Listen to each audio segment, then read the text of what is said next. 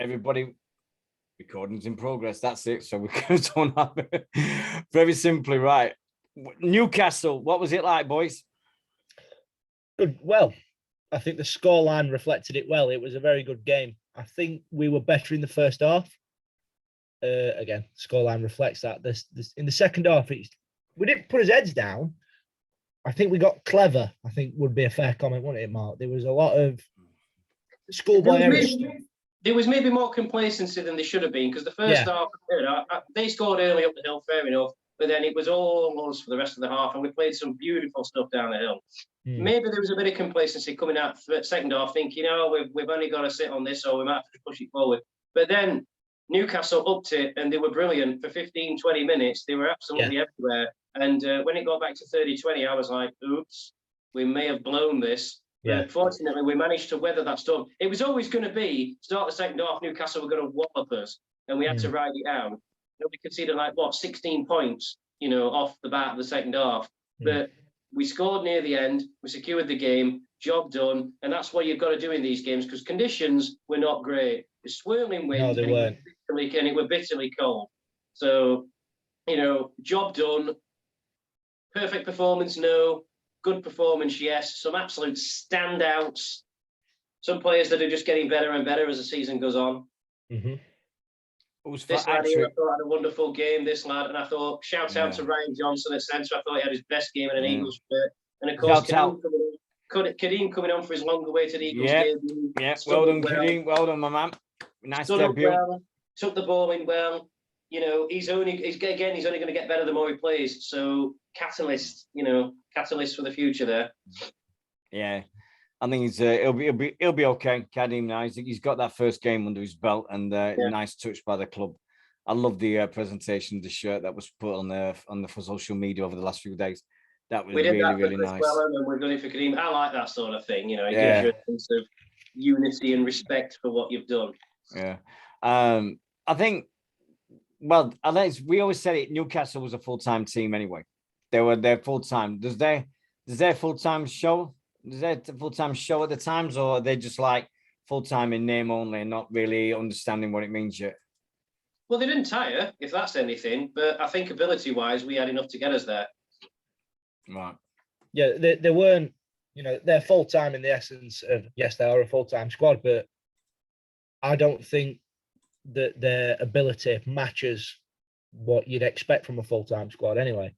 Well, not yet. I mean, as we know, it's a work in progress. Absolutely. Is this their first year full-time? I think it is, isn't it? Yeah, it's their first year. I think it might be the only year as well, by the looks of it. I know they've got a plan and everything. They've got Dennis Betts up there, but and they've got this plan. But every rugby league team's got a plan. I mean, Lee and Featherstone have got this plan to buy everybody that comes on the market at the moment. Good, because then that means when one of them don't go up, they'll go bust. Oh, they got the. It's obvious, isn't it? It's obvious, and but let's go do the crystal balls into the future end of the season for this. I'm good at this, right? You are. I'm gonna shut up. yeah. He's brilliant at this one. Please, right. We get to the final game of the season. Winner goes up. It's Featherstone Lee. Who do you want to go up, and who do you want to go bust? So I want Featherstone to go up. Yeah. I want Lee to go bust again. Again. Don't forget the again. It must be 4 to 5 times now that Lee, if they do go bust at the end of this year, Lee, it must be the 5th time that they've done this since I've been supporting.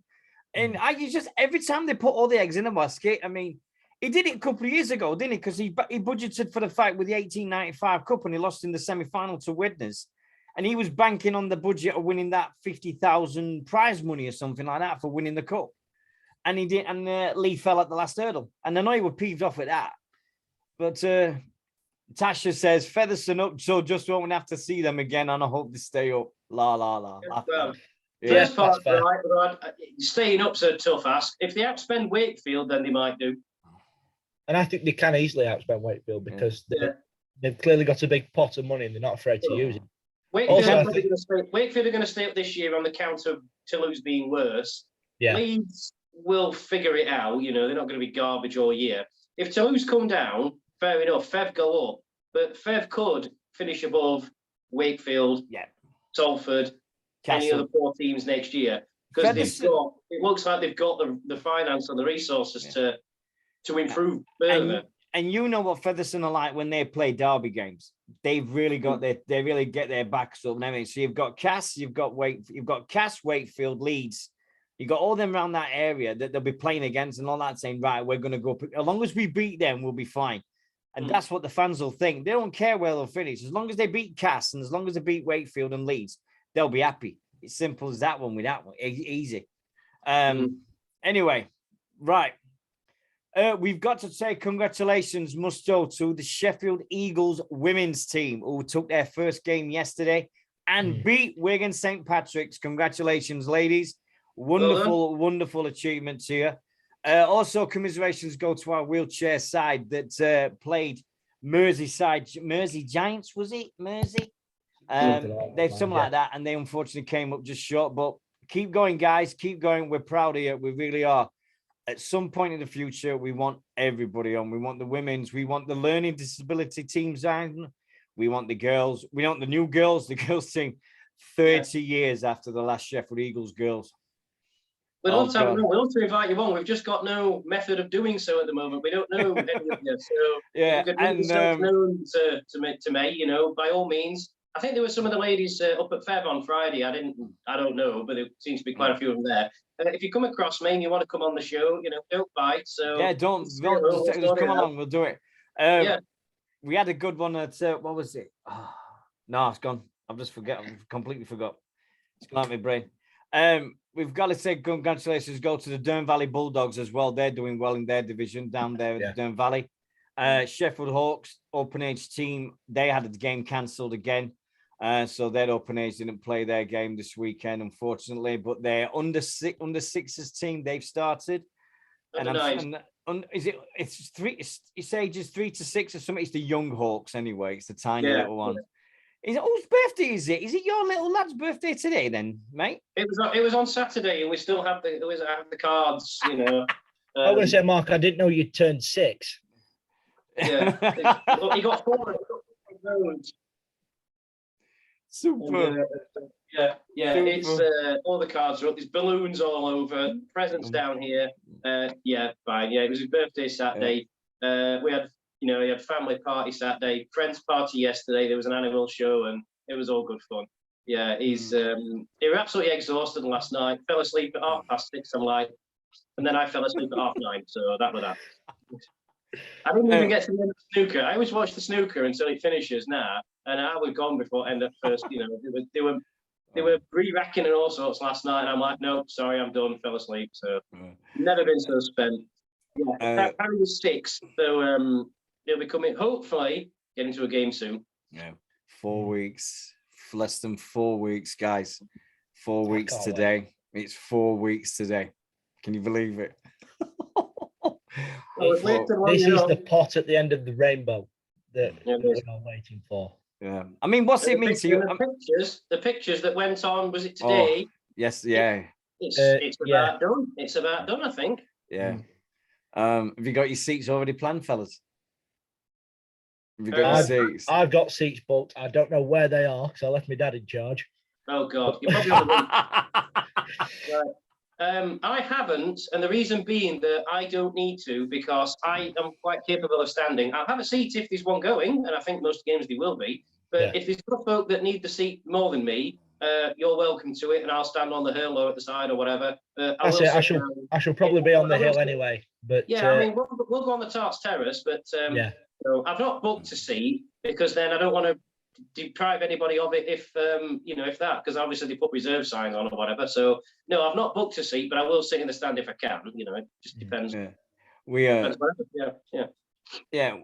we have got to say today we've been trending on Twitter. When I said trending, I mean everyone's gone crazy. I sent a tweet out last night, and the tweet was, and if anybody saw it, I sent it to Warren Smiles, the ex-player from 1989 to 1990. And I sent it to Mark Geyer, who played with us. And I sent it to Gary Jack, the famous Gary Jack. And all I said was, it'll be great when the heritage numbers are released, so then we can find out which number these guys were in the history of the Eagles. Next thing, Gary Jack replied and went, yeah, I remember my time at Sheffield and boom, boom, boom, boom. And then I just put in Eagles chat in it and the writing.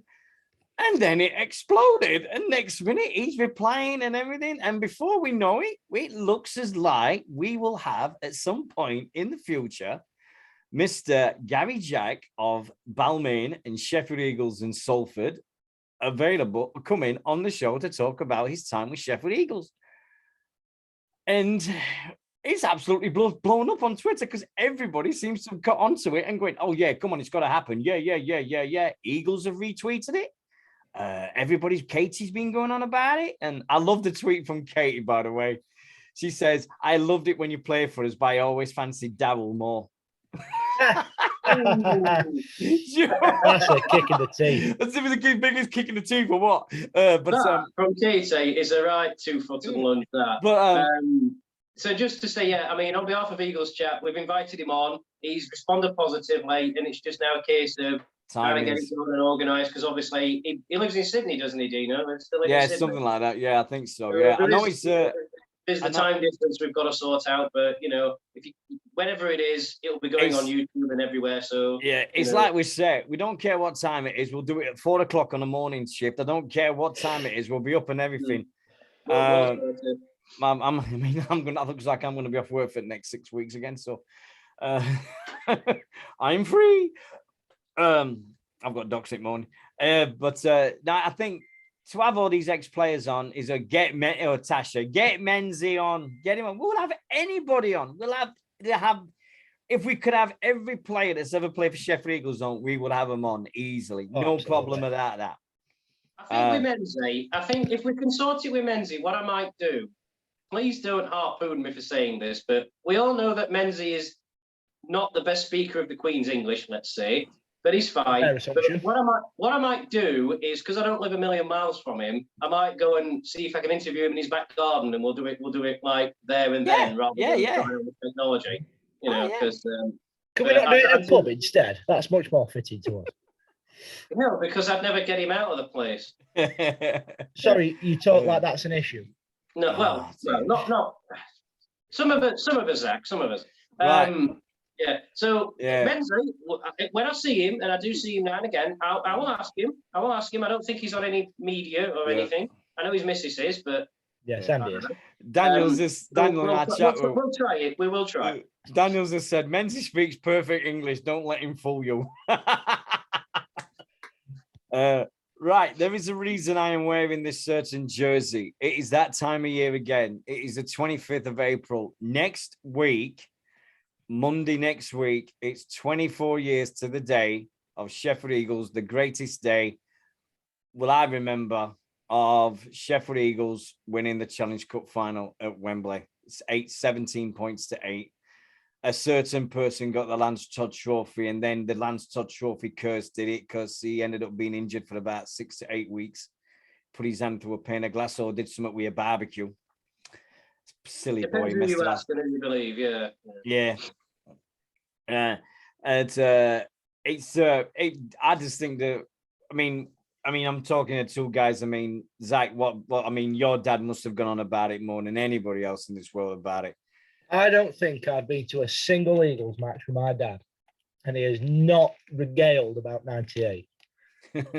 Every single way. The one thing that really sticks out, and he tells his tale all the time, is after the game was won and everybody was dispersing back onto coaches, in the back window of one of the coaches, there was a flag that says every underdog has his day.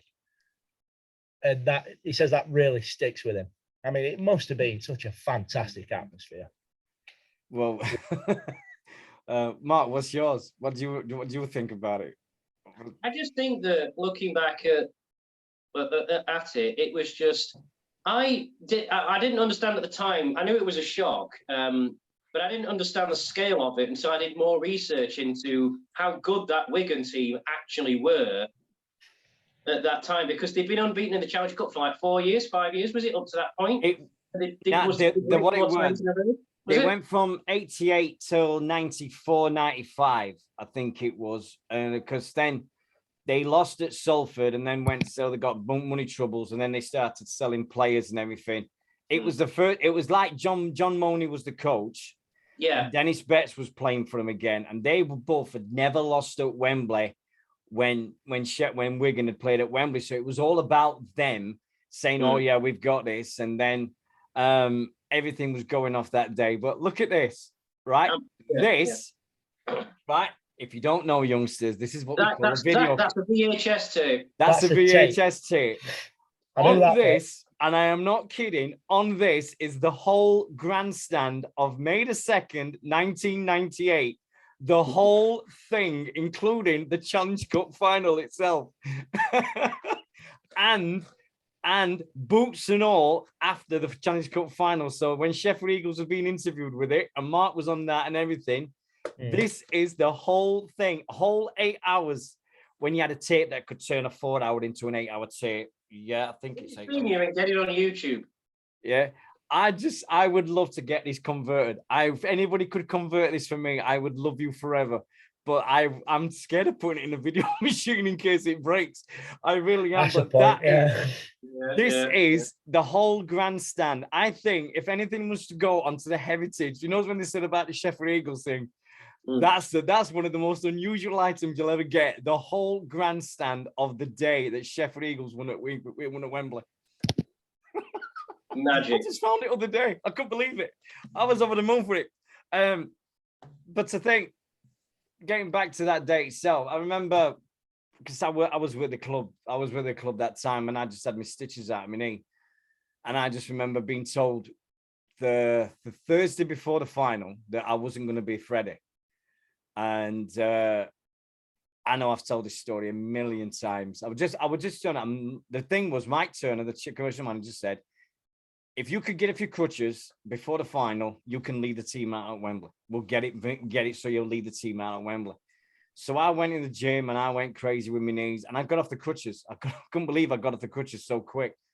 And 2 days before the final, on the Thursday, Mike pulled me in and said, you can't be at mascot.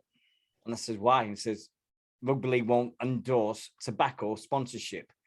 That was the official word. That the fact, because it was Silk Cut Challenge Cup, they said that we weren't even allowed to endorse sponsorship, tobacco sponsorship. The proper reason was, and I know this for a cert, always said it to this day, that Wigan, the only mascot they had was a bloke dressed as a pie. It was a big, massive pie. And I am not kidding.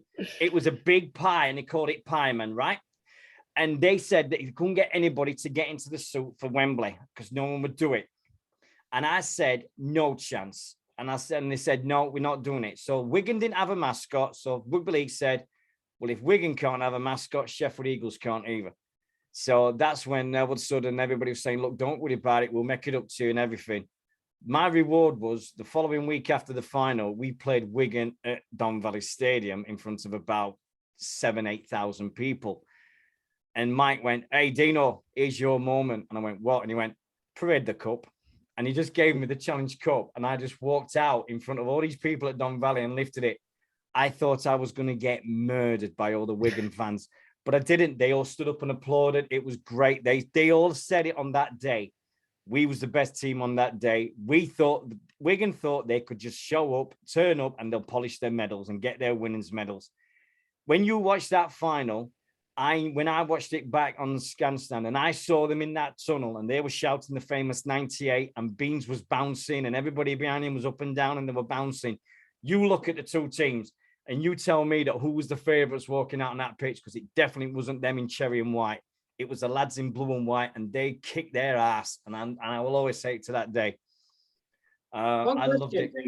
One question. The Challenge Cup, is it heavy? It's yeah, it's heavy. Yeah, it's yes, it's heavy when you fetch it home on the super tram. That's another story. Cup on the super tram. Eh? You took the Challenge Cup on the super tram. Yes, I did. Because there was an argument after we won it. Everybody was like, "Well, how are we going to look after it? What are we going to do with it?" And every night somebody had to take it home, whether it be Ralph Rimmer, Mike Turner, or somebody in the office took the cup home every night. And then this one day they kept arguing and they're going, we need someone to take it home. Well, I'm not taking it. I took it last week. I'm not taking it. Arguing who's going to take home the Challenge Cup. So I said, well, I'll take it. I live in Hillsborough. I'll take it. I'll take it home on the tram. What? Yeah, I'll take it on the tram. So I got the plinth and I got the cup. Got dropped off at the train station just up the road from the stadium and stood there and got the biggest looks in the world off everybody that was getting on the tram going, what the hell's that? Is that? Yeah, it is, yeah. Put it on my knee. Conductor came along and went, ticket. What the hell's that? And I went, it's the Rugby League Challenge Cup. And he went, have you stolen it? I went, no. So I'm having it for my night. I'm so happy there wasn't pictures on phones that in them days in 98, because I would have never, ever, ever got off that bus. I would have never got off the tram at no point, because everybody been there with the phones going like that. So I was so happy that they didn't. But I got home, went in the door. My dad went, have you pinched that? And I went, no. He says, what are you doing with it? And I went, it's at our house for the night. So we took it upstairs because we didn't want it there. I went to bed, got up next morning, went to see where it was, and it was gone. And I went, oh, we've been robbed. Oh my God, we've been burgled.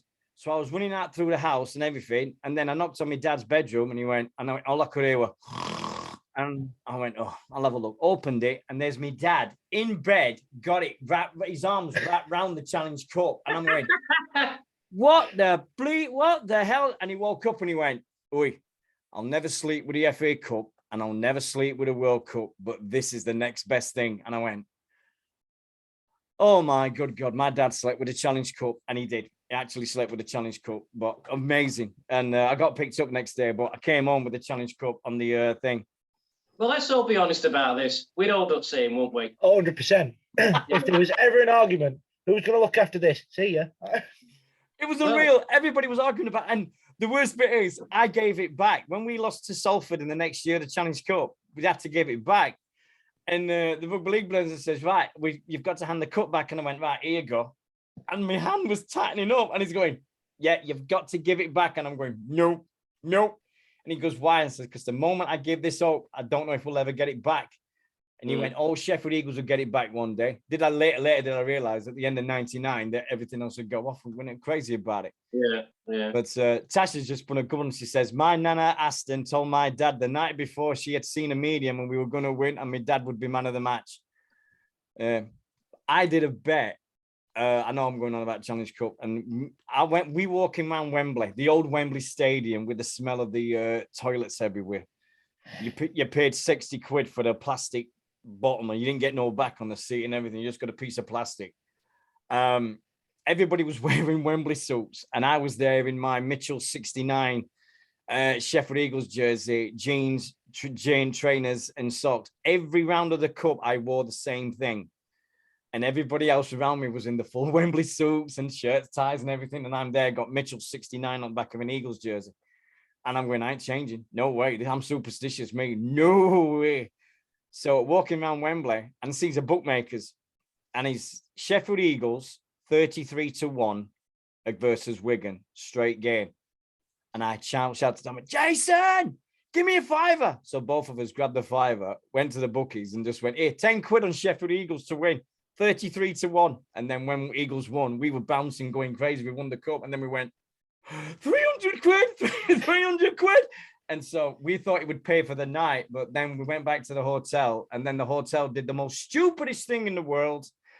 What is the one thing you don't do to a rugby team when they've just won a cup? The hotel went free bar.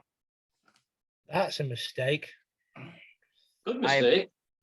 I have never, ever in my life seen so many people coming home on the coach. It was Rolfing everywhere. All you got on next day, everybody on every coach was just, oh my head. And this is when I show up myself. It was my greatest high of highs. But May the 3rd, 1998, I remember because I was booked to go to a concert. So I went from London back to Sheffield, from Sheffield to Birmingham to see the concert. So I missed out on all the celebrations in Sheffield because as soon as I got back, we had to put my case in the back of a car and then drive with me and my niece to go to Birmingham to see this pop concert. And then we come back. Girls, wasn't it, Deano? Yes, it was. It was the Spice Girls. It was the Spice Girls. All right. It was my first time seeing Spice Girls. All right. And everybody went, And everyone went to the Eagles following week. They just went, "Where were you?" And I went to see Spice Girls. And he went, "You what?" And I said, "Look." And I got the Spice Girls t-shirt on, and he went, "Are you serious?" I went, "Yeah." I went, and he went, "So instead of getting drunk, everybody did at the Players Cafe as it was then. It was the Players Cafe. Everybody just went, "So you went to a pub?" I went, "Yeah." And then I bleached my hair the next day to celebrate the cup. So I instead of cut all my hair off, and then I bleached it. And that's so Sheffield Challenge Cup 1998 will always have my special place. But yeah, I can't believe I've still got that. You know what? I think my old man's got a VHS of that day as well somewhere. And it's the same. As much as I'd love to just find a VHS player and play it, you know, if it eats it, I still get chills watching it. I do have one. I do have one. Yeah. It's at my parents' house, granted, but I do have one. The thing that does me, I don't know if it's for you guys, but I watched that final most times now. I always will, because it's the greatest day. It's one of the greatest days of Sheffield Eagles, if not the greatest for me. But I still get goosebumps to this day. And I still get it like that when I see Matt Crowder go over in the corner, when I see Nick Pinkney scoring, when I see Rocky Turner scoring, and then I see Tubby doing the drop goal before half time. And then I see it all happening, and I always remember it that, and I see it at 5 minutes, and I still do it, and I'm still feeling up, and I'm filling up now still because it's so emotional. Sitting at Wembley and looking up at that scoreboard, and it says 80 minutes gone, and it says Sheffield Eagles 17, Wigan Warriors 8, and then you hear that hooter, and oh my God, it was pandemonium, and it's something I'll never forget. It was the highest of highs, and literally did we realize that 18 months later we'd have the lowest of lows as well. Yeah. It was crazy what happened. It was amazing that day, and I can't believe it's 24 years ago next week. So is it still St. Aston's Day that we celebrate? Yeah. Oh, absolutely. Yeah, of course it is. I'm the same with the 1895 Cup final, Deano. I've got it saved on my Skybox, and I won't change my Skybox because I'm losing. So until they find a way of getting it off, I'm keeping the same. Oh. It was on YouTube for a while. I don't know if it still is. The 1895. The highlights are on. I don't think the whole game's on. The highlights are on. Every year when it gets to 1895 Cup, I shiver because I know Rugby Football League will go, the Eagle man beat cancer and all this in April and all this, and they put every bit of me on it again, and I'm like, oh, for God's sake, really? What, like that bit where you ever so slightly fell over? Oh, when I got concussed, yeah. And he said, and John Case says he's had a beer or two with him, and I'm like, no, I got concussed because I dived over the boards and didn't realize it weren't grass, it was concrete, and pow, and I hit it. And I saw stars, and I was like, Well, you definitely not had a beer or two because I got shouted at. Oh, yeah, the famous beer story. But I mean, you guys had the 1895, and I mean, we talk about it all the time. The 1895 was special because we're still unbeaten at Wembley. There's no two words about it. We've played at both Wembleys, and we haven't lost. That's it. We were on about this on Friday, weren't we? Are we the only club to go to Wembley and be undefeated? No, I don't think so. I think it's somebody else. What, in terms of rugby league? Possibly not. But I often wind up people by saying, who were the last Sheffield team to win at Wembley? Us. Who was the last Sheffield team before them to win at Wembley? Wednesday. Us again. Yeah, Wednesday. Yeah. Neither football teams won there since '93 when Wednesday beat the Squealers. So that's a good question for you. And neither's going to win there this year, let's be honest. So the curse stays. But we had the 1895, which was just a crazy day. But it's weird how it comes around again, doesn't it? All underdogs, the old stadium to the new stadium. It's weird how it all comes back round after so many years. Can you imagine if somebody wrote a book on the Sheffield Eagles for the last 20 years? Since the rise, the fall, and the rise again of Sheffield Eagles over the last 22 years.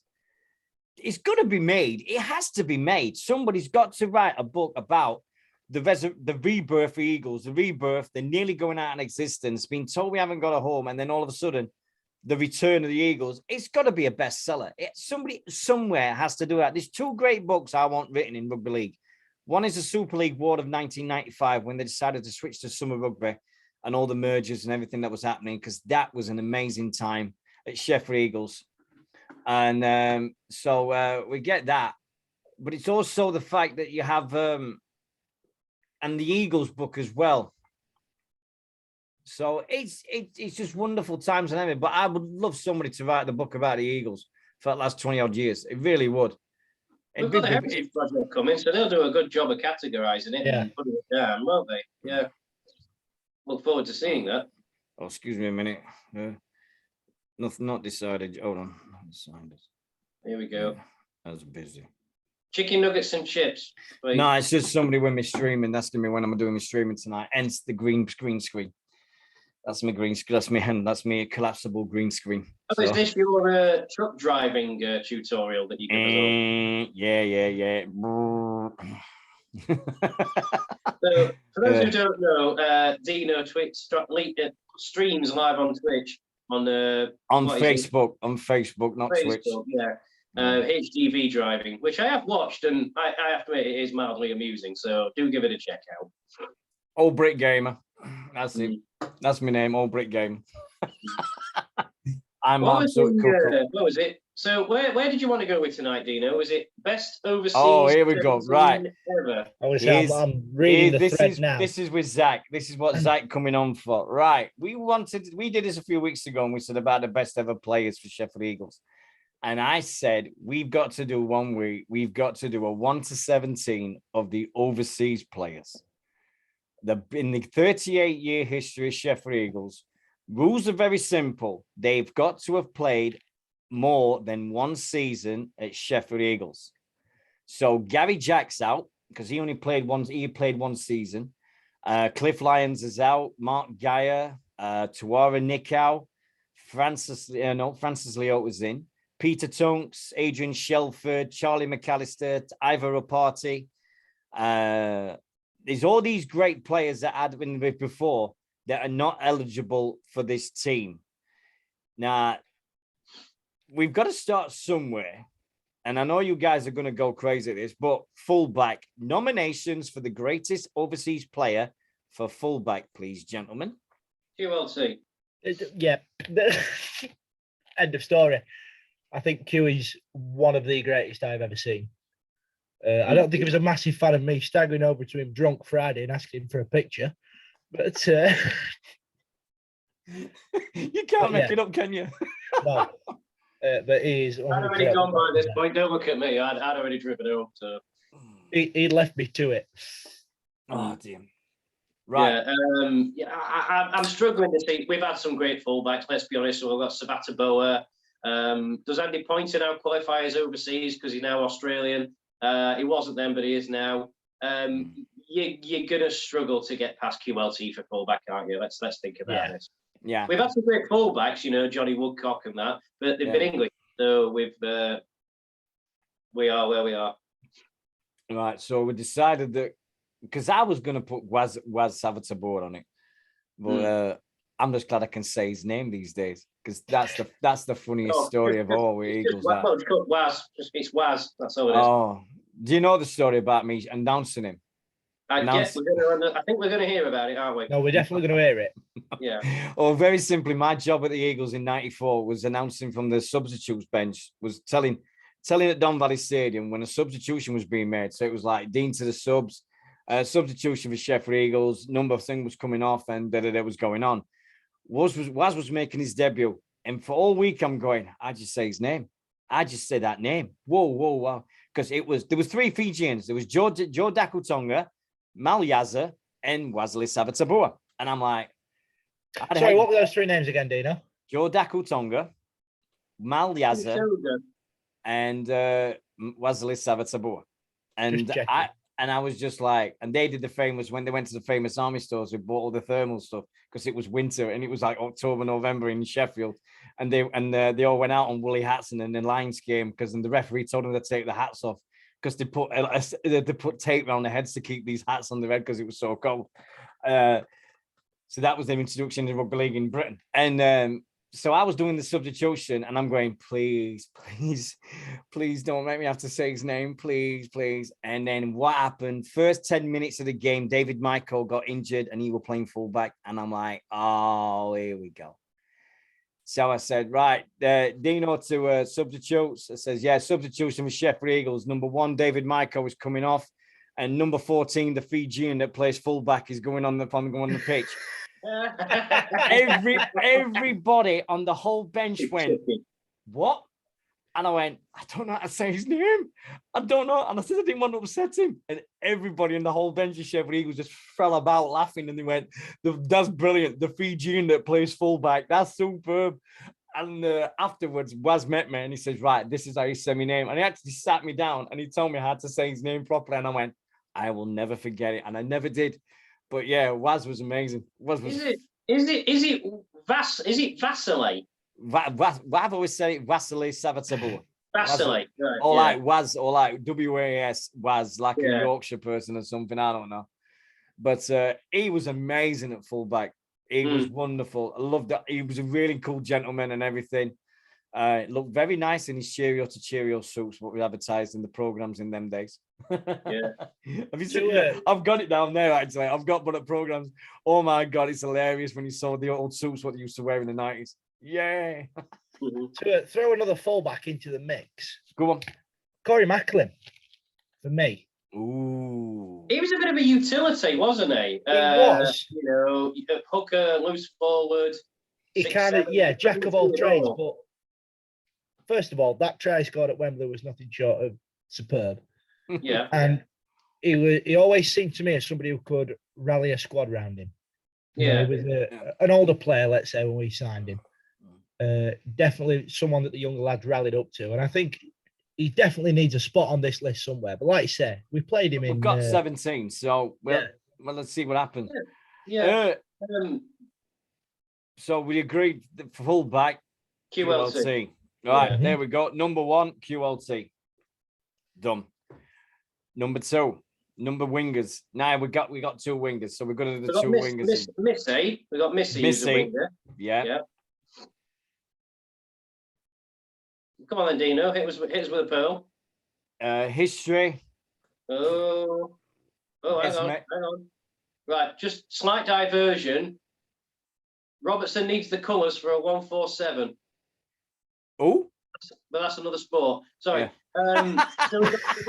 So we got Missy on the wing. Right. What else have we got wing wise? I mean, I can think of loads, but there's a lot of Brits here. Bright Soji comes to mind. Yeah, Nigerian. Yeah, Bright Soji. Gary Lowe, of course. Yeah, Gary Lowe. Oh God, hold on. One that I'd recommend for End of argument there. Gary Lowe and Missy, because look at Gary Lowe's try scoring expertise. Look how many he got. You just knew that when he was on the pitch, it was like, okay, which part of the try line is he going to score over first? Yeah, I mean, it was a try scoring machine. That one at Bradford that we spoke about the other week, where he literally captures it in goal from a high kick, and then bang, he's over the line. Oh, I think he's got it. He's underneath the black, and I think he's got it. Sorry, it's in the background here. I'm just watching it because I've not seen one. All right. So that's easy then. We've got Missy and Gary Lowe at the wingers. Wingers, so yeah, we got Gary Lowe, Missy Talapapa. Right. So centres, one Menzies. Yeah, who's the other? Number 3, we'll just skip over this because we know the answer. Right. It's definitively Menzies. Yeah. I nominate for centre for pre-merger. You've got Fetu Teowa. Good shout. David Freeze. Another good shout.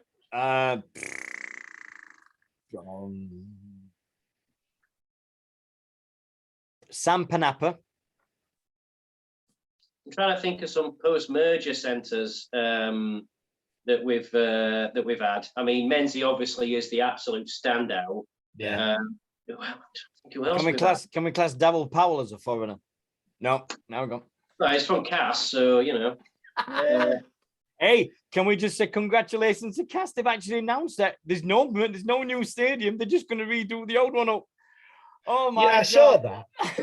They're going to throw money at that place. What's going to happen first? I don't know what's going to happen first. Is the Arc is going to appear on the North Sea, or Cass are going to have a new stadium, or Wakefield are, because they've been talking about this longer than Sheffield Eagles have been from the remerger. They were talking about a new stadium in the 90s.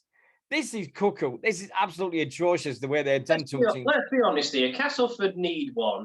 They genuinely need one because Weldon Road, I get that it's all a historic rugby ground, but I was there for the England-Jamaica friendly at the end of last year, and it's an absolute derelict hole. I'm sorry. Harpoon me, anyone, but it's horrible. It's got to go. Times have moved on from that, you know what I mean? So if they're going to knock that down and rebuild it, fine, but, actually do it. Yeah. So I still think they're waiting for John Kay to go back and coach them, really. Maybe. Right, centres. Right, Menzies a step on innings. Menzies got. I mean, Fetu Taylor was brilliant. Fetu Taylor was great. Yeah, he was 97, 98. Willie Morganson was another name that stayed more in here. Yeah. Jean-Marc Garcia, another one from France. Yes. We got David Fraze. He was a try scoring machine, 93, 94. He did the whole season with us, so he qualifies for that. And then he got poached by Bradford Northern and got injured. Another one. Oh, no, he only did a few games first. Honourable mentions, them that only did a few games. Chris McKenna from the Brisbane Broncos. We got them. Oh, Jeff Hardy. Jeff Hardy for two. He could play centre, standoff, scrum half, second row. He played a couple of seasons with the club. He's probably going to fit in somewhere, isn't he? Jeff Hardy will. Oh, genius with that ball. Love him. But Mike picked for centre is David Fraze or Jean-Marc Garcia. Because I thought them. It was one of the French boys. Because Jean-Marc never got the proper recognition he deserved at times. He was an absolute bona fide legend with the club. Spent most of his English days here. A wonderful, wonderful servant to the Eagles centre. But on try scoring ability for the greatest team ever, I had to go with David Fraze because his try scoring expertise in that year was unbelievable. It's the 93-94 season when we finished 5th in the league was just unreal. That team then was just on fire. So I nominate Frazee for other centre. But if you guys can come up with another one better than that, then go ahead. I rack my brains, but I can't think of, centres, specific centres. You've got some lads who, like Dave McDonald and that, who played pretty much everywhere on the back row. Missy, I'm sure, has been a centre at some point, although we've already had him. But I can't really beat that, to be honest. Right, standoff. Brendan. Oh, straight away, Brendan Lindsay. Bit of a weird one. I was thinking Stan Robin, the Frenchman. Decent shout. When was that? I'm just trying to find out. 2016. 2016-17, wasn't it? Kevin Whitehouse has just said Etu Uzalizi came on loan to the Eagles in 2014 and made a huge impact. Didn't play a full season. Was class. Wish we kept him. Yeah, agreed. But again, Etu was a great centre from Tonga. He went to, did he go off to Bradford or did we get him from Bradford? Anyway, he went to Bradford after us because they chucked money at him. Yeah. He would have stayed otherwise. He was very Bradford-like to throw money at players. Gee, it's doing them well, isn't it? Sorry, just to interject. That statement from Bradford. Do you want to know latest score? God, they're playing. Go on. Latest score. Well, they're going to get it handed to him. Right, Bradford Bulls 6, Featherstone 12. After how long? I don't know. It doesn't say, but it just says 6-12 at the moment. I think they've been playing for half an hour. 7:45 kickoff. I expected Featherstone to absolutely run away with it. Yeah, that's just going to get uglier the longer it goes on. That. Yeah. So Brendan Lindsay for you, standoff. I think we've not had that many foreign halfbacks, have we? Definitely not post-merger. I mean, you could drop in. Could you move Brendan Lindsay to 7? I think he'd play either. Yeah, of course you can. Why? Have you got a 6? Yeah. Jeff Hardy. Well, yeah. Oh no, Dave Watson. Did Dave Watson play a season more? Yeah, he did. Dave Watson. He played more in the season, but he was a fullback as well, wasn't he? Yeah, Dave Watson played more than he played 98 and 99. Yeah. So he played 2 seasons. Yeah, Dave Watson. That's a good show. Yeah, because he's a New Zealander. So yeah, I'm thinking of somebody else we had. You know, I know Richard Pepper wanted me to shout Cliff Lyons, but he only stayed for about 8 weeks. So, but what a standoff he were. Oh my God, Cliff Lyons, what a player.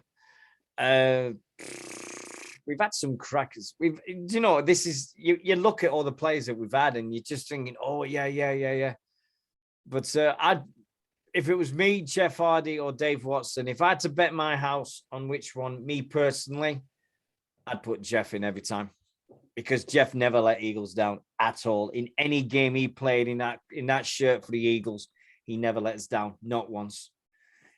I was in the room when he decided to sign for Cass halfway through his first season. He was going to go home because he came from Illawarra Steelers, and the plan was that he was going to go home in January, because in them days you had to go home at the end of January to qualify to play for the NRL in the next year. So he was going back to Illawarra at the end of January, and Gary said to him, "We need an answer from you." And he was really wanting to stay. He wasn't wanting to go back, and he was umming and ahhing it. And Gary said, "We need an answer for you." And this was the end of November, and he was like, oh, he didn't want to know. So then Gary went out and signed Tiwara Nikau and Francis Leota from the New Zealand touring team, which left Jeff out on an ear because Bruce Maguire was going back as well. So Jeff then signed for Cass, and then spent a couple of years with Castleford, and we had Tiwara Nikau for the rest of the season and Francis Leota. But I know when Jeff came back in 99 and did the whole season, he was great. It was great to see him again. Loved his sense of humor. He's the biggest Neighbours fan ever, was Jeff Hardy, by a mile. It was the funniest thing taking him to schools. It's good. He'll be devastated that it's ended. Oh, the best story. I mean, I know I've got another stories, but we did these schools in Sheffield. He just arrived, and we all went to these schools, and we always used to say, "Right, this is Mark Aston, and this is Darryl Powell, and this is Jeff Hardy. He's come from Australia. If anybody's got any questions they want to ask him, please go ahead." Now, at that time, Neighbours was 2 years ahead of it was in the British Isles. It was way, way ahead in Australia.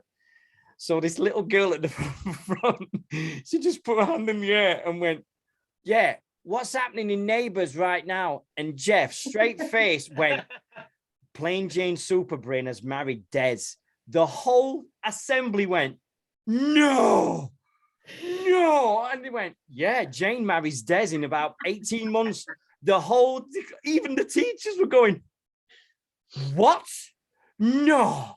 And it was the biggest spoiler you'd ever seen for Neighbours. And Jeff just stood there and he went, "Oh yeah, I'm the biggest Neighbours fan going. I love it." And we're like, he knows what's coming up then for the next 2 years.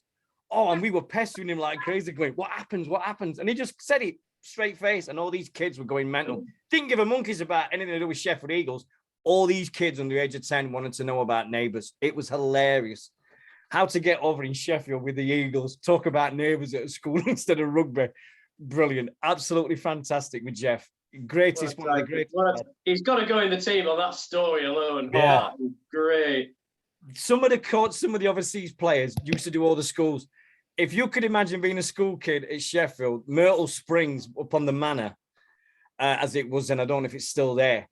And probably been burnt down if it's on the manor. Yeah. Well, in the car, we had the 3 overseas players that had just arrived from Australia and New Zealand. We had Tiny Saloma, 18.5 stone prop, Paulo Kesney, 15, 16 stone centre that got turned into a second row, and a 19-year-old 6'7" guy called Mark Geyer. Oh, and me in a car, in a Ford Escort, driving up to Myrtle Springs School. Gets out, teaches all these kids. Every kid on that real field went.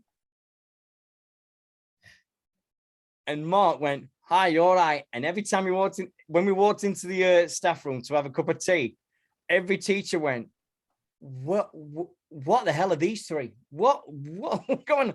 And they all sat down and were polite and everything. And I'm just sat there going, no one is ever going to believe this. No one in this world is ever going to believe this in a million years. But yeah, doing the schools with the overseas players was some of the greatest times ever. There will never be another time in my life. There was some of the wonderful stories. Fantastic. But Jeff Hardy, I'd go into this. I'd do it standoff easy. And Brendan Lindsay's 7. Unless there's another 7 somewhere. I haven't got one to hand. Obviously, Aaron Groom was a class act, but we had him for like 6 weeks or whatever it were. Struggling beyond that for foreign halfbacks, to be honest. Yeah. We could do one for the shortest time, but that would be the famous Darryl Trindle one game. Darryl Trindle one game, yeah. I'm not doing him. Props, gentlemen. Props. Now we get to the nitty gritty. Trevor Exton. Ooh, good call. Mark Mexico was a prop, wasn't he? Yeah, I'm just looking at the comments on the post. Tim Fellows, he's got Mark Mexico down as number 8. I'm going to have to agree. Viva Mexico. Oh, yeah, God, we forgot about the comments.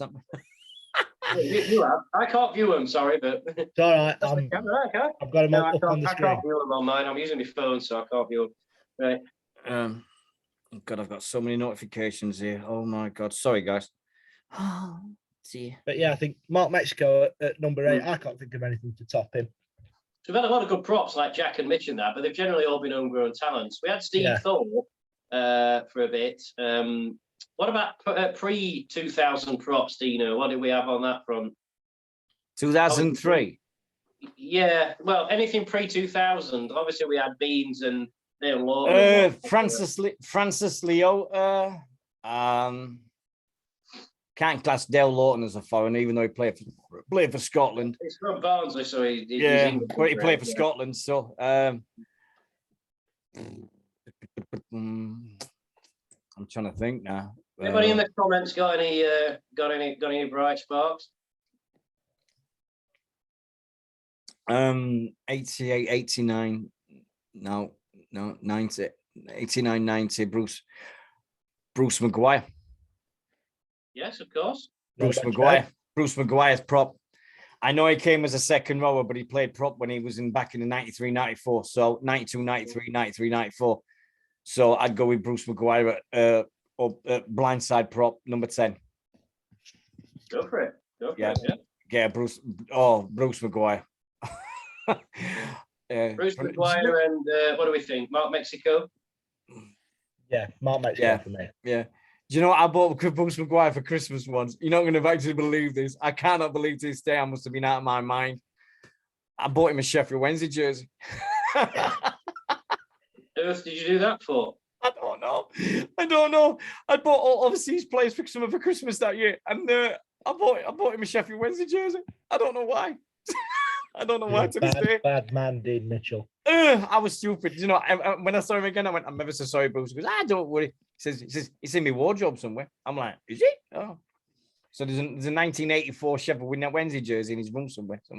So, but oh God, what a terrible idea. Worst present ever.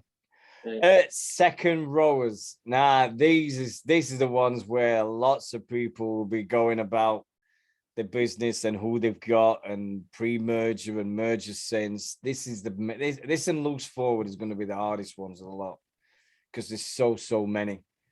I nominate, and I'm not gonna shock the pair here with this. Super Joel. Joe, I don't think you're wrong. I'm gonna put Joel Fowle. Yeah, I kind of batted around the idea myself, but once I got as far as saying Super Joel, I couldn't think of anybody better. Yeah, Super Joel. Second rows. We've had some class ones over the years. I mean, centres. Oh no, Carl Lovell. Yeah, Carl Lovell did a full season for us because he stayed winning after the merger happened. So So yeah, Carl Lovell was another one. He was a centre. So I've got to give Carl a mention because if you don't, he'll kill me on Facebook. Hi, Carl. Hi, mate.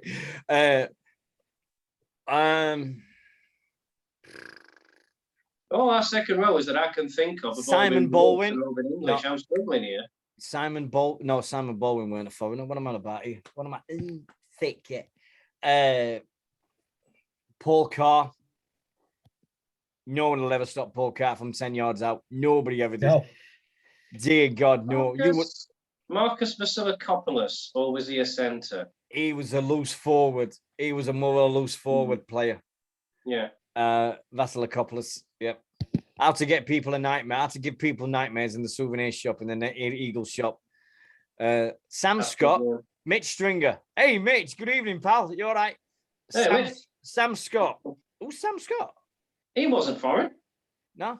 No, he weren't foreign. I think you were English. Yeah. Might be wrong.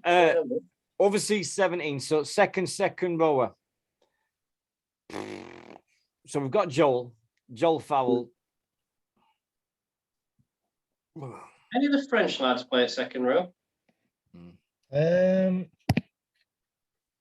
was the French player we signed the same year as Stan Raban? Oh, Stan Raban. He's a shout for the 17. Yeah, he is actually. Mm. But we signed. I'm sure we signed 2 French players that year. Sorry, Mitch Stringer's just putting Wakefield is foreign. Good point. Well presented. Yeah. Mm-hmm. Sorry, guys. Sorry, but it's making me laugh that one. I've had the tap on the shoulder. I'm gonna have to get off in about 5-10 minutes. Ladder's not settling at all, so I'm right. No worries. Right, hurry up then. Right, yeah, I'm on it for a minute. So where did we get to? We're still on the second row. Yeah. So Super Joel, and I'll put Paul Carr because Paul Carr was immense for the second row. Yeah. Right. Loose forward. Corey Macklin. Yeah. And then Hooker. Oh yeah, Hooker. Thank you with that. Oh, foreigners, Hooker. Can we have Andrew Henderson? Yeah, we could. Yeah, Anderson. Yeah, Andrew Henderson. Yeah, that works. Yeah, that works. Scotland and all that, no, he's again. Tim Fellows in the comments. Andrew Henderson. Yeah. Tim knows. Yeah, Andrew Henderson. Yeah, definitely. Endo for Hooker. Yeah. Kieran Whitehouse. Endo for Hooker. Yeah, definitely. Yeah. We could go with the substitutes all one night long. So anything, but we'll let you, Mark. Let you go and get your lad all settled and everything. I'm gonna chip. Anything else you wanted to ask me before I go? Any opinions? Oh, we've got Lee this Friday. Yeah, we have. Yeah. I can't sugarcoat this. I think it's gonna be a bit of a pasting. I think, but but just paste up that comment what that idiot's just put on that Lee thing. Let's put that one in the dressing room and just say, "Here you go, boys. Look at that." Yeah. What an arrogant statement to be made. And you know what? If we shove it down them, I'd rather we shove it down them in semi-final because their fans will be wanting a day out. You know, obviously leaving any chance to leave Leeds great. They'll want a day out in London, but I hope we shove it down them in that game. So Mary's prediction. Friday, but I'll be at the semi and I'll be at Fax the week after. And we don't. And we don't know when me and Zach's going to chat, but we don't know when we're going to be on next because it could be this week, it could be next week. Because if Gary Jack wants to decide to do it this week, we're back on this week. And we've also got Jeddah coming on next week as well. Jed Cochran next Monday, on St. Aston's Day, May the 2nd. Well, it won't be Monday because it's a bank holiday, so probably not be able to. All right, and then we'll do it Tuesday. Yeah. Oh, yeah, because he'll do training on Tuesdays. So we'll have to work it out anyway. We'll work it out. We'll sort it out. Yeah, no worries. Thanks very much, fellas. Take care. Have a nice night. Take care, mate. Bye-bye. Right. Now I can continue. Now just do 2. Right. So Mark's just had to go because he's got his kid and he's a bit upset and everything. So good. But best wishes go to little Harry. Everything. But over the years, I think there's been some wonderful overseas players. We can't ignore the fact of everybody that, in my eyes, everybody that pulls on an Eagles jersey, it doesn't matter, gets respect anyway, because they've done the sacrifices. They've done everything they can to be, whether it's been a semi-pro or a professional rugby league player. It's the pinnacle of anybody's career, really. When you get that Eagles, when you put on that Eagles jersey, it's everything. I think even putting on a Challenge Cup final jersey on is the pinnacle of me, because I owned one and I was like, oh, and that jersey is with the club now. Damn it. But over the years, I think Eagles has had some cracking players. I mean, we've had some corkers, we've had some we've had some people like, there's been a player called Ian Russell that just came over here for an holiday. He didn't do anything. He was like that 1989-90 he played. I think the first year he came over when we opened up the Don Valley Stadium. So he came over that season, the relegation year to that, which I still can't believe we got relegated. I'll never forget it. Broke my heart. I cried for days that first relegation. And everybody took the mickey at me at work because I worked with Dowell and everybody. And they're going, why are you crying? And I'm like, we've been relegated. And he went, we'll bounce back. And I went, we better. And so it must have been such a, I mean, let's be honest, we're not the easiest of clubs to follow, are we? We're if there's ever a club to play on your heartstring, it's the Eagles. Yeah. I made a vow in '89 when we got Oulton Stadium took away from us, and because of the Hillsborough disaster, and all of a sudden it was like we got 4 home games, 2 at Hillsborough, 2 at Bramall Lane, and that was it. We had to find home games for other nine matches, and even if we had to draw at home in the other cup competitions, because they were the Regal Trophy and the Challenge Cup in them days. And I just remember all of us on all the buses, and Kate, if she's watching, you'll remember this like yesterday. We used to pay his money on that cut, and we became as close as anything we ever did. We also said to us every Sunday, pick us on the bus. We used to say, yeah, you're all right. How's your week been? Bang, bang, bang, bang, bang. If we went to Cumbria, that was it, 8 o'clock in the morning, pick up. All the beer would be in the bags and everything, smuggling the beer on the coaches.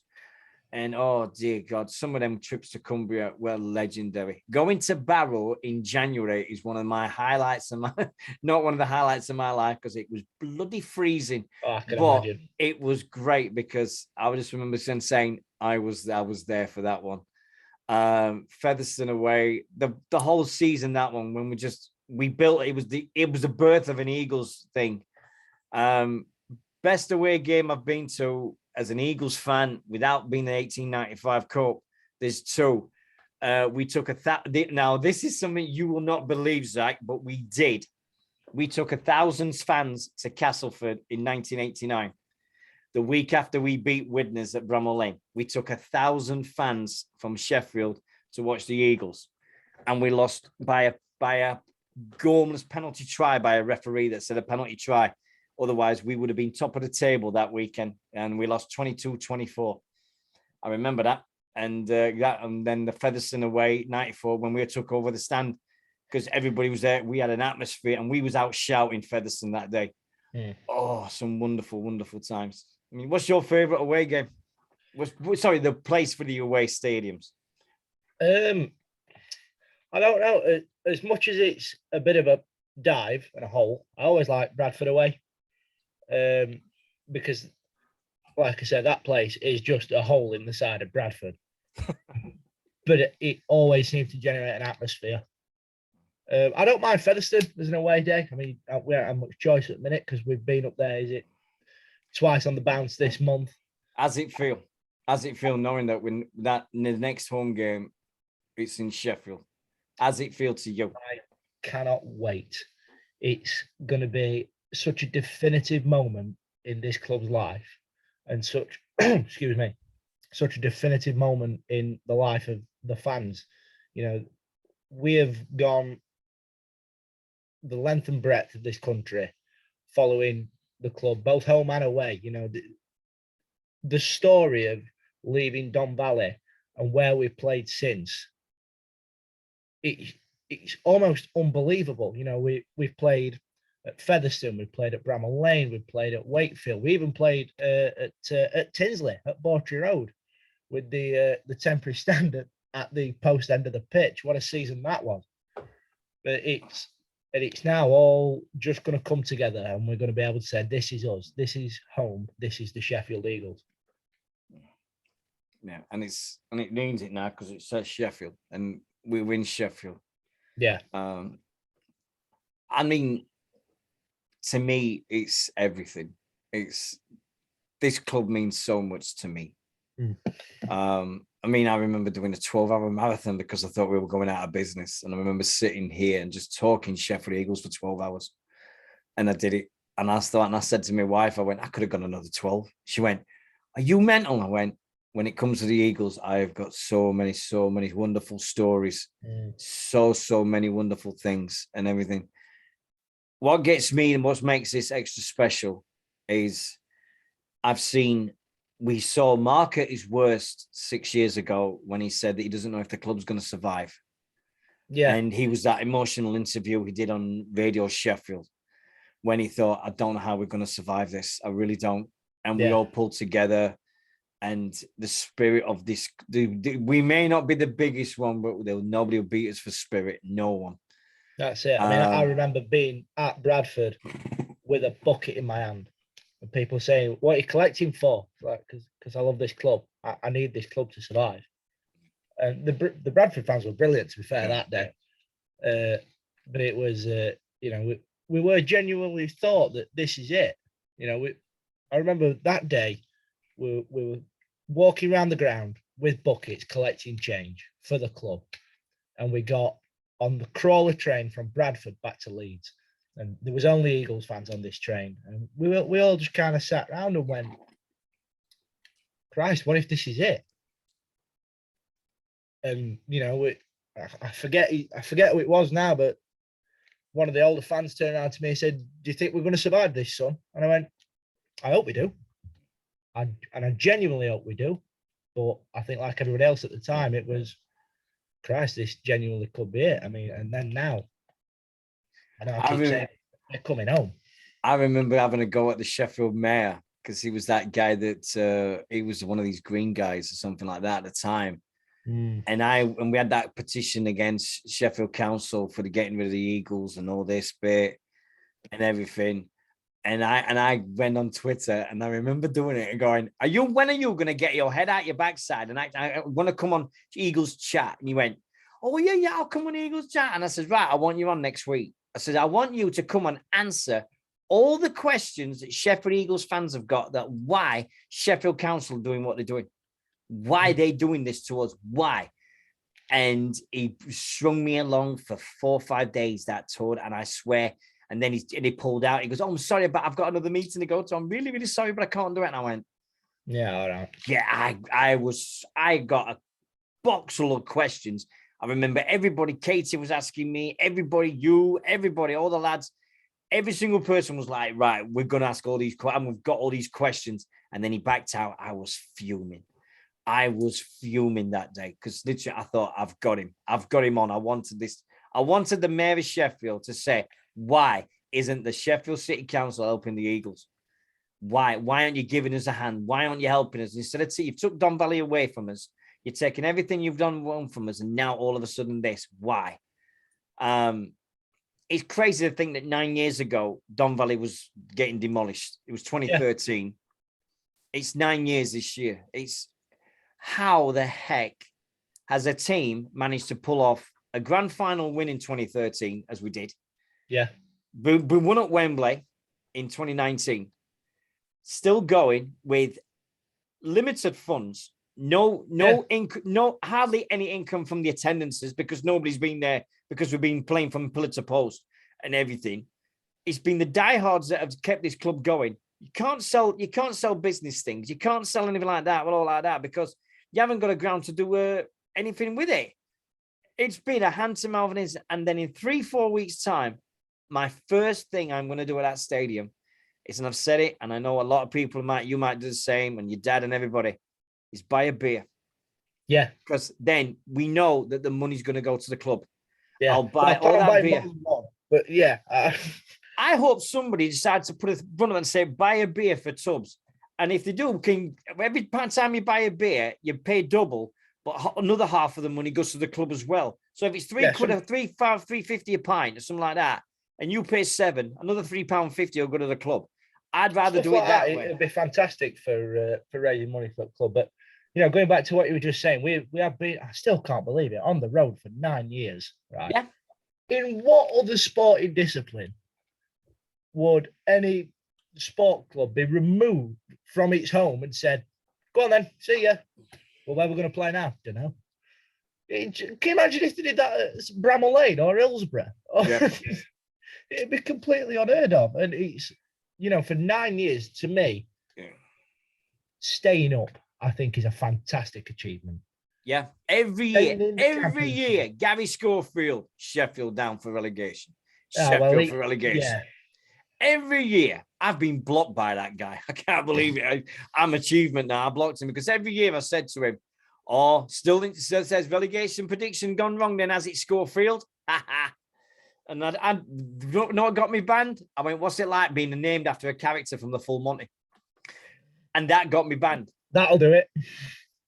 Can you believe it? I mean, credit where credit's due to not only just Mark Aston, but to everybody at the backroom staff. You know, I know Liam has not long since left the club, but definitely deserves an honourable mention. Yeah. Oh, Liam. I mean, the stress that lad's gone under. I'm surprised he's got any hair left. I mean, how the hell has Tubbs still got brown hair? I will never know in a million years. It's that just for men is an amazing invention. That's all I can say. That's got to be. But to stay up in what is essentially, the second division of rugby league. Don't forget, we had the chance to go to the Super League because we won the challenge. We won the grand final, so we could have applied for the Super League licenses. So for the club with no home to win the grand final and to get what we want, it was an amazing achievement. And how he's attracted players, all the players that we've got. How can you attract players and say, "Oh, by the way, we haven't got a home, but we've got the promise of one, but we don't know when it's going to be," because we've had promise after promise after promise after promise. But I think there is, in the rugby community, a massive amount of respect for Mark Aston because he's got this fantastic ability to take in young players and churn out fantastic play. I mean, I know Joel wasn't a young player when he came to us, but I remember it now. We signed Joel Farrell, and I saw the press release on my phone. And my dad came home from work, and I went, "Why have we signed him?" And my dad went, "What do you mean?" I said, "He's a loose cannon, absolute loose cannon." And I always remember we played in the snow, and he slid into a tackle and clipped one of our players on head, and that were it. And then we signed him, and Mark Aston had his magical effect in him, and he's now one of the greatest players we've ever had. He's vice captain. Yeah. This club means so much to a lot of people. I mean, Mitch has played, and this Chris Fowler that's been on the old days and everything. Your dad, all the away tarts, whether it's been version 1, version 2, version 3, whatever version's on it right now at the moment. There's been generations now with people that's doing it. I mean, my wife sees how much this club meant to me. When it was announced that it was going out of business, she says, "What are you doing?" I says, "I'm giving Tubbs permission to sell me jerseys." And she says, "What?" And I says, "The jerseys that I gave to the club in 2000, I'm giving him permission to sell them." And she went, "Why?" And I says, "Because that will raise about 4 or 5 grand for the club then." And I remember messaging him, and Mark says, "It won't come to that." And I says, "If it does, you have my blessing." And he says, "It won't come to that, Dean." I says, but then now you look at it, you look at the business side of it. We've got Jason Robinson in a few weeks doing a business luncheon with the Eagles and a 3-course dinner, which is fantastic. Tickets available. Email Tash at the club. Get that plug in straight away. We've got a golf day coming up. Mark Hannigan is pulling off it at his backside again. Yeah. We've got the luncheon clubs once a month. We've got the business things. We've got the things like that. We've even got somebody called Eagles Chat sponsoring players now. I've never explained to my wife that I've just spent 375 quid on sponsoring a player. And she went, "You've done what?" I went, "It's Facebook. Facebook Gaming has paid for me to sponsor a player." Yeah. That's exactly where the money's come from. I'm honored to sponsor. Eagles Chat every year. We're going to sponsor a player, but at the end of this year, you guys are going to pick who we sponsor next year, and we're going to go that way, and then we're going to go that way, and then one of you guys is going to come every year. I mean, we're having the pictures taken and everything like that. I can't wait to meet Liam. I really can't. I think he's going to be great to see him. What's been up with him? Has he been injured at the last couple of games, or he's just not been well? He's not picked last week, but I'm sure he'll be fine. Yeah. Save him for Lee this week. Yeah. How do you think we're going to get on then at Lee? Rough predictions.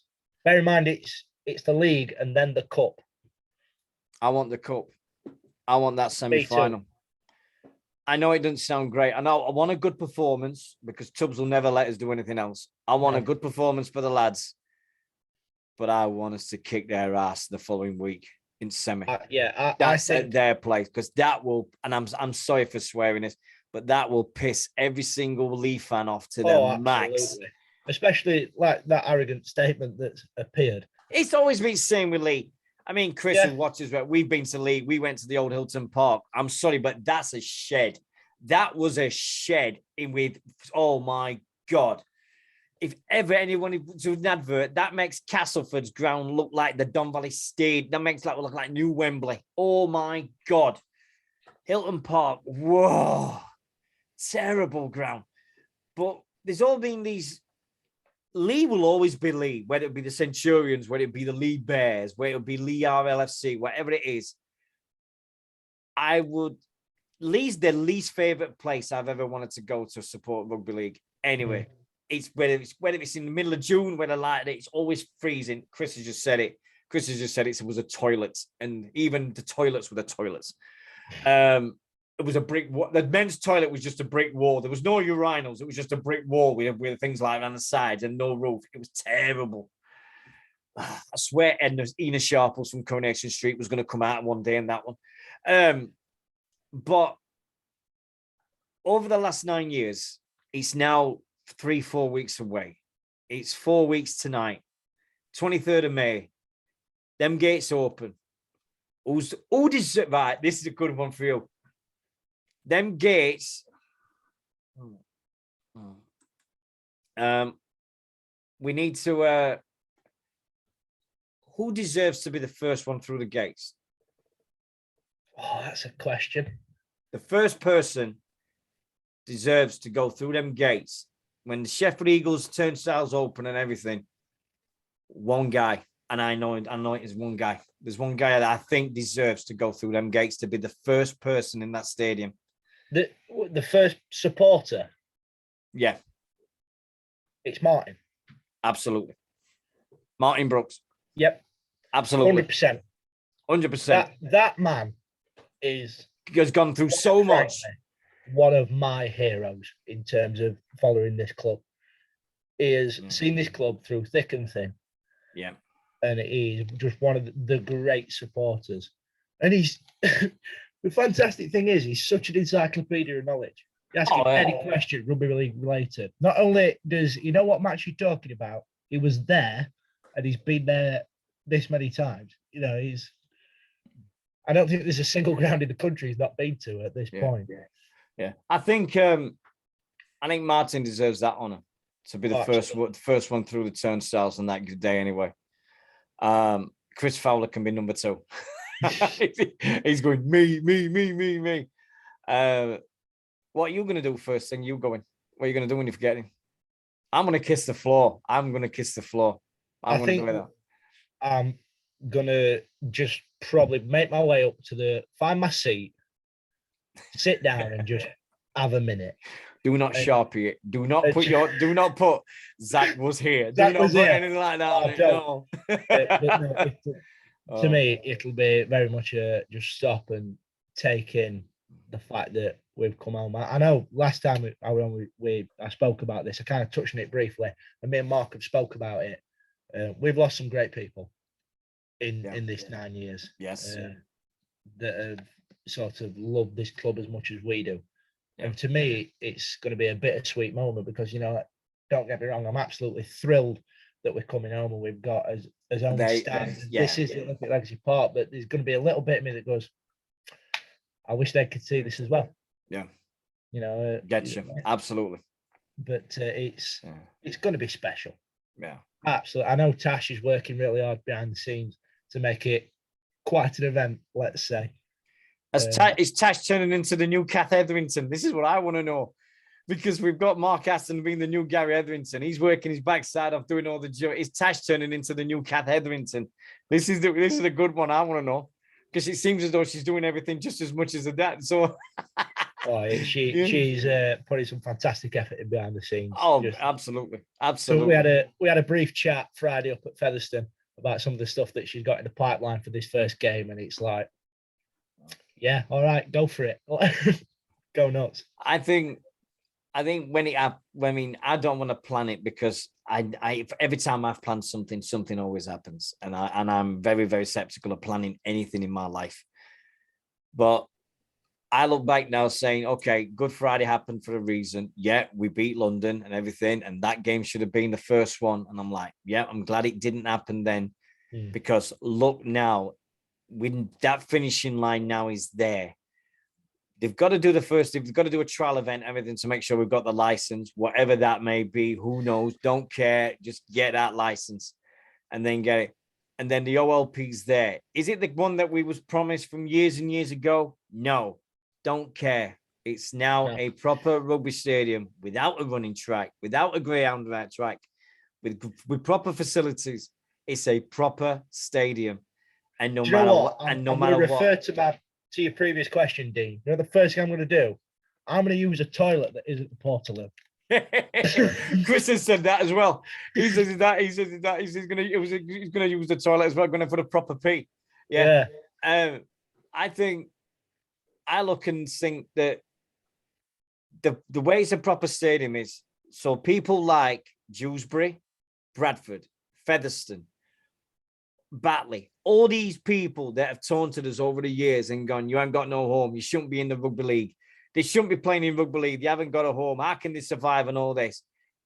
Years and years and years and years of this abuse by all the other teams that we've played, no matter who it is, they give us anything, you shouldn't be in rugby league, you haven't got a home, Sheffield shouldn't be this and this and this. And we've defied the odds. And on 23rd of May, we can stick the biggest finger up in the world to them and go, hey, we've got a stadium. It's a great stadium. Where's yours? That's it. I mean, where's your stadium? In 4 weeks' time, when it opens and when we're there, we will have the most modern rugby league facility in the country. And there'll be no argument to be had. This is the newest stadium in the country. Whereas the rest of them, that we've already mentioned, Wakefield is nothing but a mass of porter cabins. Correct. Castleford, we've established as a dive. Odsal is a hole in the side of Bradford. Yep. Dewsbury, I'd rather not talk about.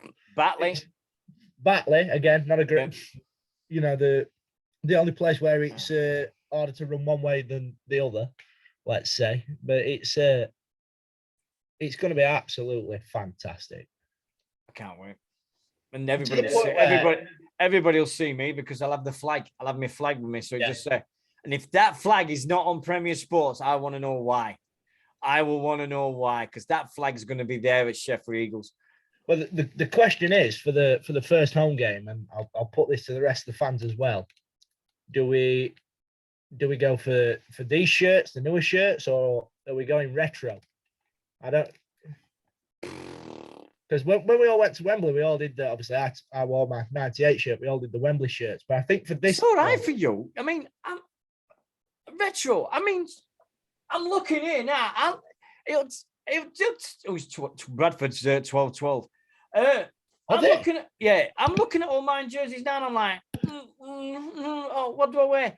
There's only one I've got to wear. I've got to wear my Super Joel. There's only one shirt I'm going to be wearing. That's the way.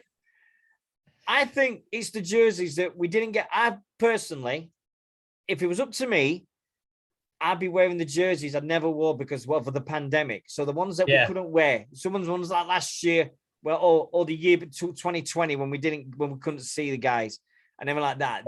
The jerseys that we never got the chance to wear. Or something. I know it'll pee off Elite Pro Sports and Oxen and all that because it won't be them, but them are the jerseys that no one ever saw us in. And I've got to think of wearing it, but at the same time, I want to wear my Super Joel one. I really want to wear that. Oh, yeah.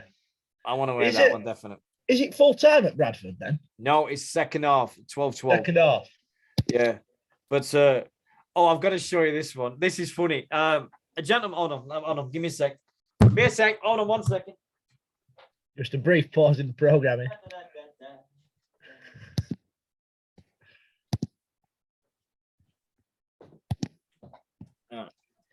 Right. My life as a Sheffield Eagles fan has gone crazy. I got a gentleman on Twitter. His name escapes me at the moment, but thank you very much for what you did. He contacted me and he said, I've got an Eagles jersey in my wardrobe and I want to give it you. He says, it's Paul Broadbent's match jersey. And I said, oh, okay. Fair enough. Jammy sod. Hold on. Not is all what it seems. Ah. Because this is the jersey in question.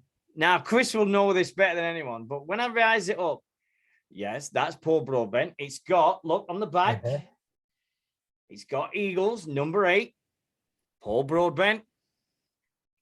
Now, the only problem is, and I haven't got the heart to tell him, and I hope he's watching this so then I can break the news gently. Sheffield Eagles never had Constant Security as a sponsor. This is the Hillsborough Eagles jersey from when they was the pre-Hawks.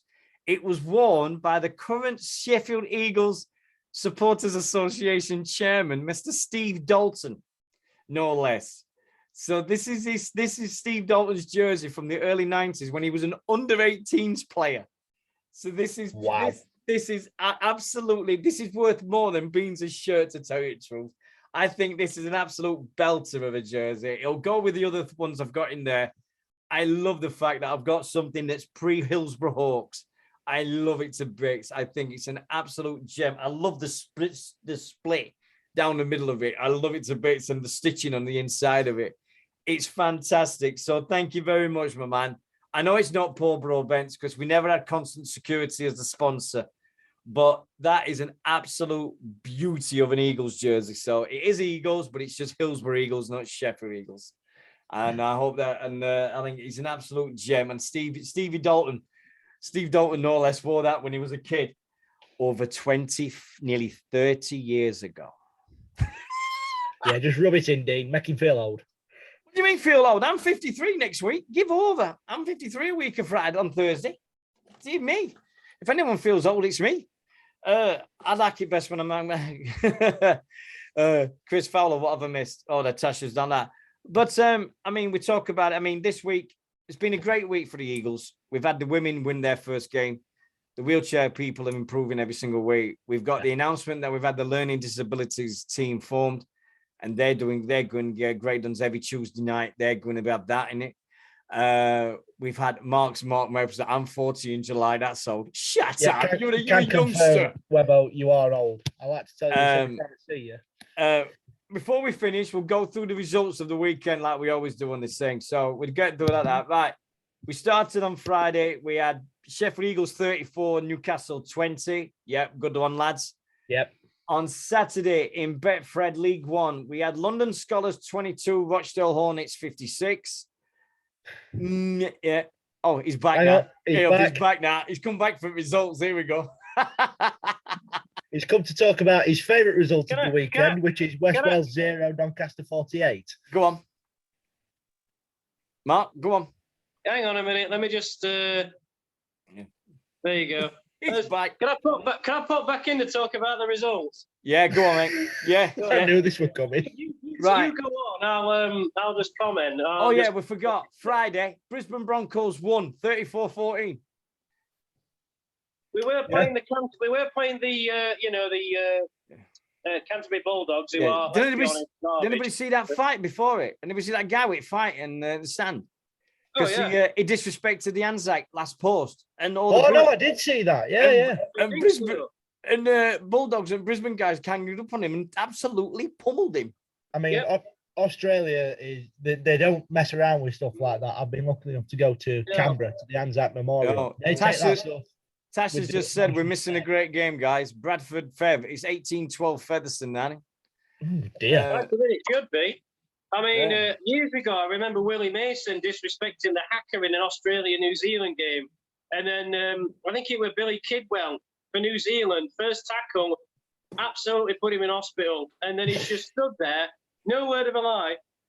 I'll just put this down a sec. Willie Mason's on the floor, and David Kidwell's there, stood there doing the hacker over his corpse. Oh. Brilliant. Right. So there are things you do not do in sport, and that's one of them. Right, Friday, we had the results of, in the Super League, we had Cass beating a weakened St. Helens side 30 points to 10. Yeah, I caught some of that in the bar while we were at Featherstone. St. Helens played a very young and very, like I said, very weakened side. But... Oh, he's disconnected now. He'll come back. They put 10 points on the board. And, I saw the try happen. Good try. No argument. Leeds Rhinos beat Toulouse 25-14. That was expected. Yeah. Everything. Saturday, we had Hull Kingston Rovers beating Wakefield Trinity 32-10. And then Warrington defeating the Giants by the same scoreline, which was great. Yeah. In the NRL, we had North Queensland 30, Gold Coast Titans 4. And the shock of the round for me, West Tigers 23, South Sydney Rabbitohs 22. Yeah, that was it a last-minute drop goal, that one? Yeah. So West Tigers have now won 2 in a row. So they're buzzing. We had also in the League One, we had London Scholars 22, Rochdale 56, as we said. We then had the forfeited game of West Wales Raiders because they tried 6 doctors and they couldn't get 6, and they couldn't get any of the 6.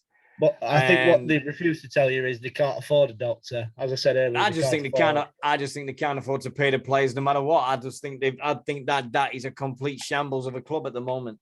Yeah. And I know Markle might pop back in and everything will start talking about it any minute now.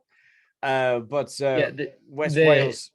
If you're gonna try and be an established club somewhere that's very much not a rugby league heartland, West Wales, for example, make an effort. Well, Crusaders are doing well, but Crusaders and Hurricanes and Cornwall, they're trying to do it. But West Wales Raiders, it's just not happening for them. No.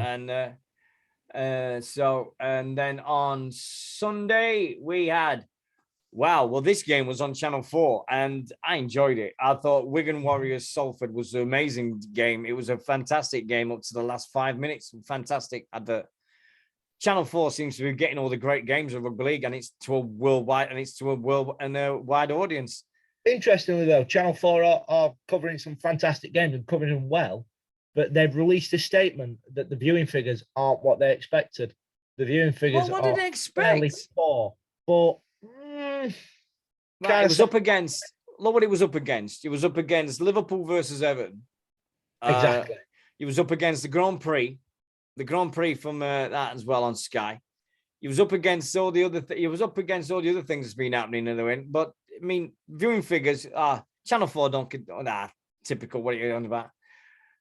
Hull FC 14, Catalan Dragons 8. This was the shocker for me in the championship. Dewsbury 19. Workington 18. Last minute drop goal wins it for Dewsbury. Michael Knowles. This has got implications for the rest of the season after what was announced today. Halifax Panthers 40, Barrow 18. Jarrett Summer is out for a couple of months. Their playmaker. Right. So he's out. So what does this mean for Barrow?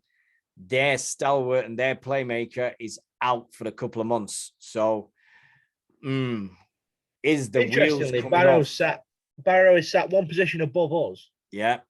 But they've got a points difference of minus 41. We've got a points difference of 96. Yeah. So they've done well. So Barrow, we'll have to see. We'll keep watching that for the next few weeks. Absolutely.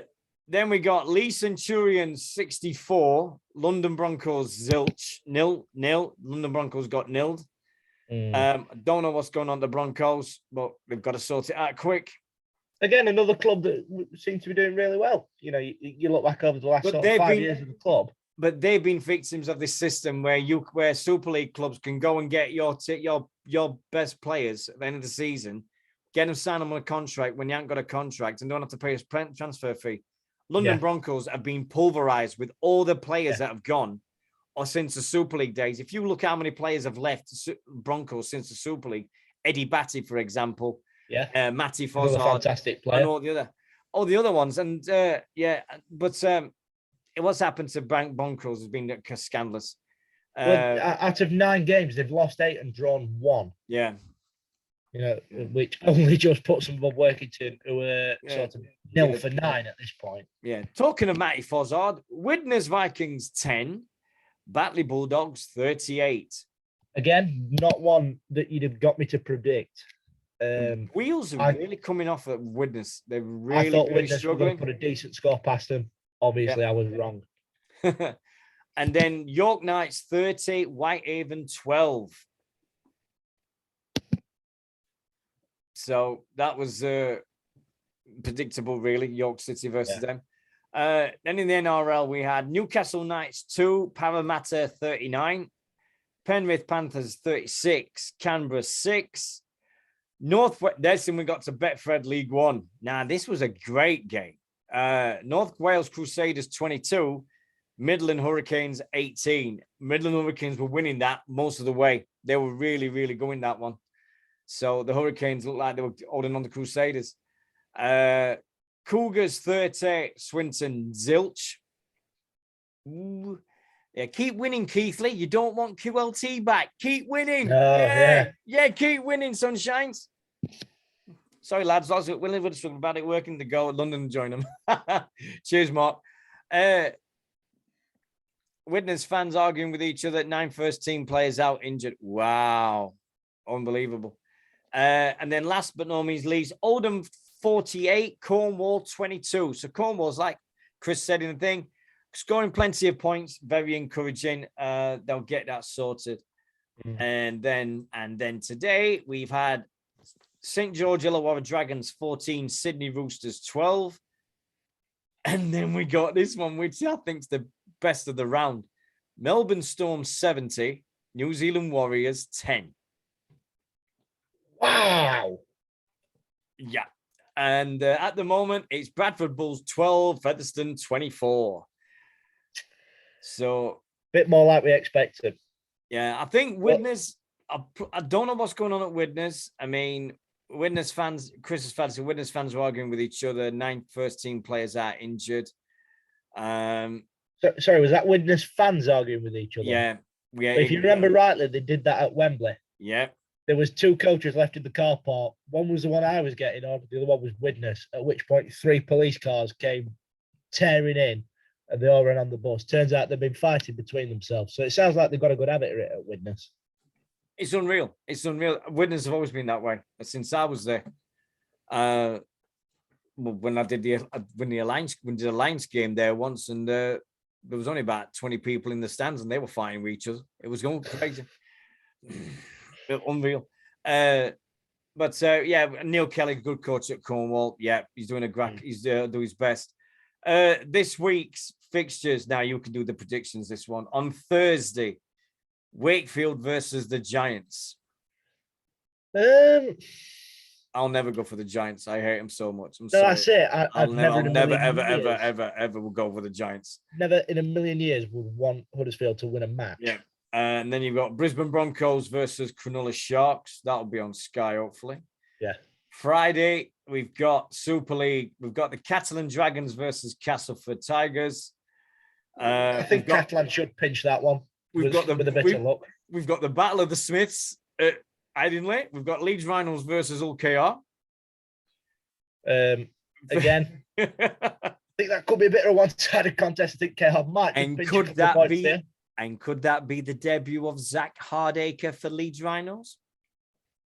Could be. Oh, are we predicting something too soon here? Could well be. I mean, could well be. If OKR don't come out and put a decent score past Leeds, bear in mind they're sat 11th in the table. Yeah. So that'll be interesting. Saints v Salford Red Devils. And this one will be an absolute cracker because I know how much Darryl always hated Wigan.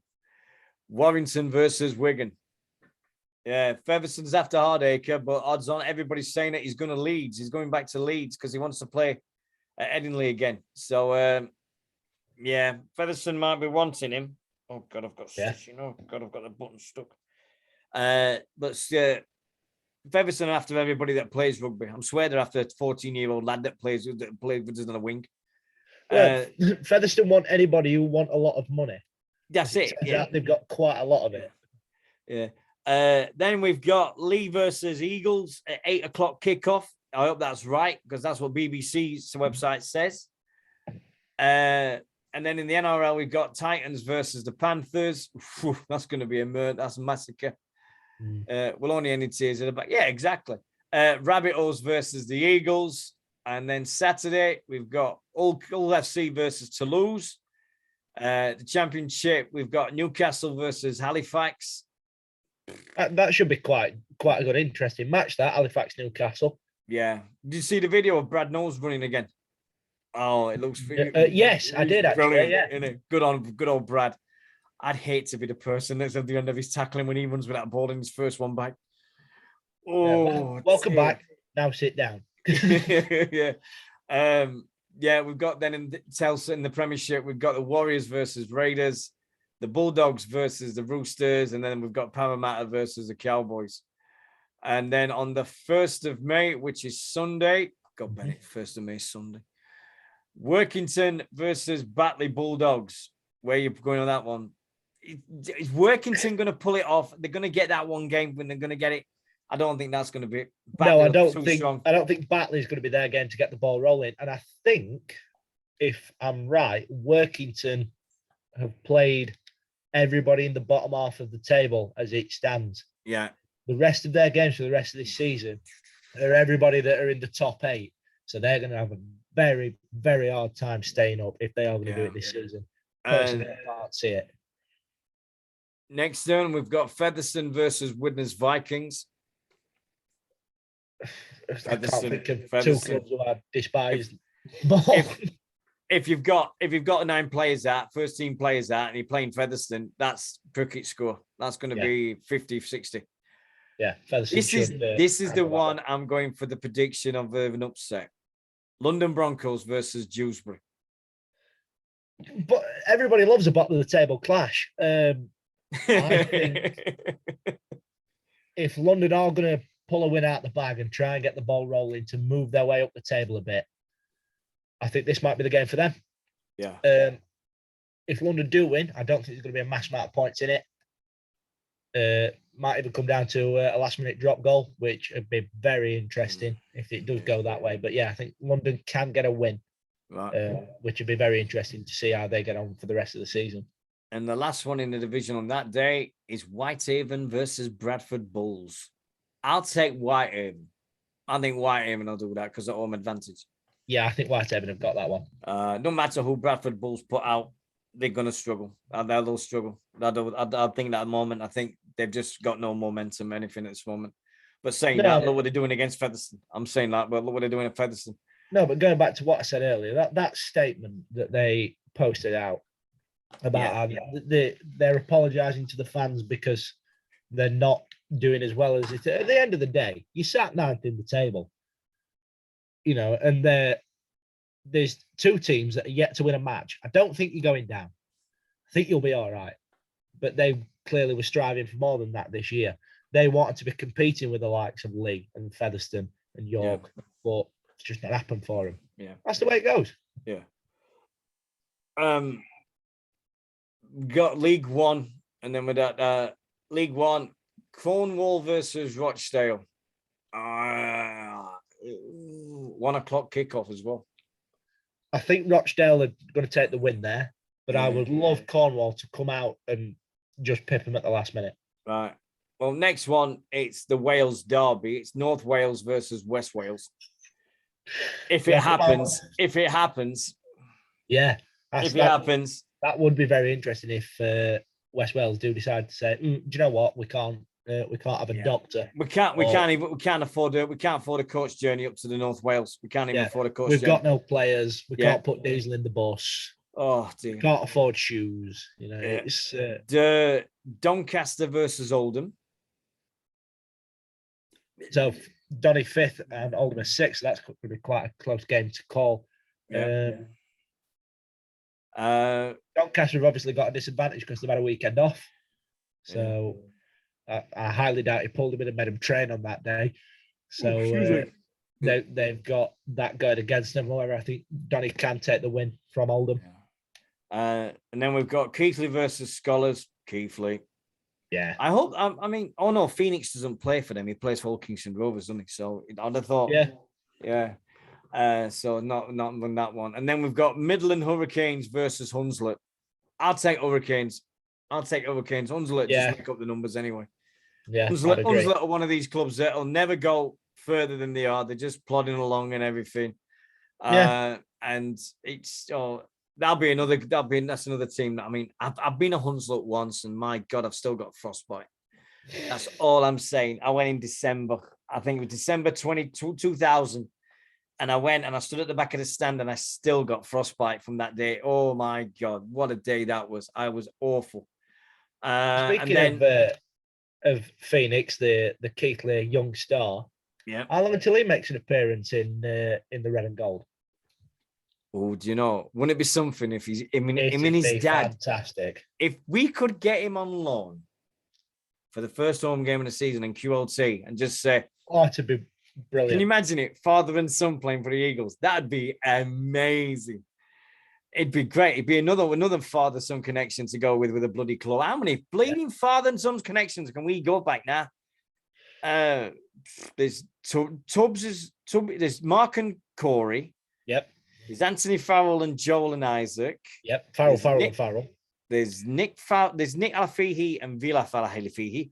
Congratulations on his 100 appearances and everything. We've got Paul Broadbent and Blake. Yep. Beans and Beans. Beans and Beans. What else is there? Who else have we had? Father and son. I can't think of any more off the top of my head. There probably will be. Someone will correct us. Oh, somebody will. Yeah. Oh, and the Monday night game, Barrow versus York City Knights. I think if Jarrett Sammett's out, York City on that one. Yeah. So, yeah.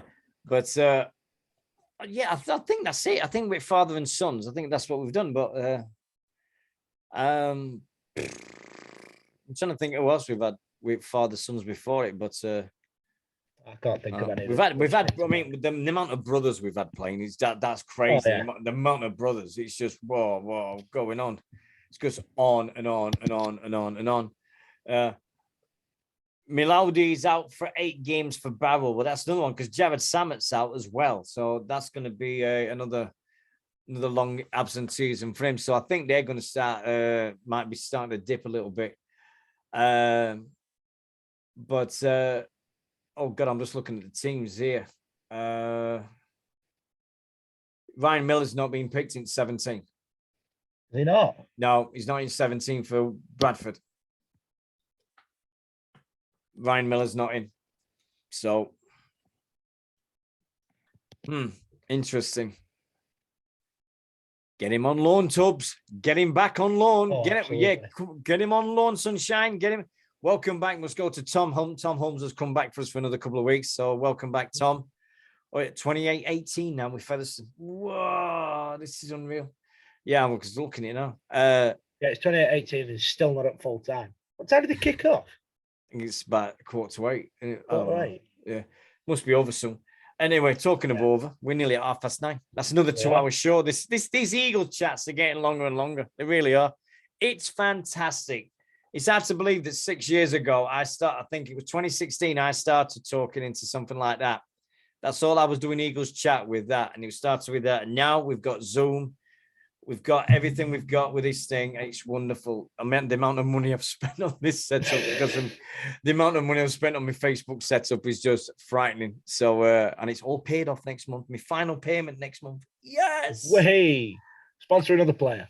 Oh, no chance. No way. But I'll stick with Liam unless something happens next year. I think we'll let everybody decide. I think we should stick with Liam because he's on a 2-year contract. So I think we're going to stick with him anyway. Many thanks, mate, for tonight. I hope we will see you at the first home game. I will be there. Are you doing Lee this week? Not sure yet. Depends on how I end up with work. But with a bit of luck, I'll make it up there. All right. If I don't make this one, I will definitely make the cup game though. Yeah, we apologize. We apologize everything for last week. Jed should have been on tonight, but obviously he had a change of plan. So he apologized and everything, but he will be on next week. Whether we can get it on which night depends on everything because next Monday is Bank Holiday Monday. So, and it's also St. Aston's Day as well. It is. I shall raise a drink to St. Aston. Yeah, we'll see what happens anyway with that. But Jed's definitely come for it. He's definitely coming on. We've had Blake. Blake's been on, so we're gonna have Blake back on definitely. You can talk about his Call of Duty exploits on the video gaming because I know he likes his video games as Blake. So we've had that. But everything else, it's just thanks ever so much for all the wonderful support you've shown us over the last few weeks. Gary Jack, wow. Can't believe it. It'll be Gary Jack's coming on the show. We don't know when, but we will let everybody know. And everything that happens, I'm just going to now edit this and put it on YouTube because I've got to do some editing. I've got to do editing now. So that's another thing I've got to do now this year. But that will be on YouTube. If you've not subscribed to us on YouTube, please do. We'd love to get into double figures on the subscriptions. We've got 6. We've got 6 subscriptions at the moment. YouTube.com/Eagles Chat TV. That is the channel. It's easy to spot with the ones with the Eagles badge. We've got to change that as well. Can't have the official Eagles badge when we've got all the Eagles things on and stuff. So I might pop out an old Eagles badge from somewhere. Many thanks, mate, for tonight.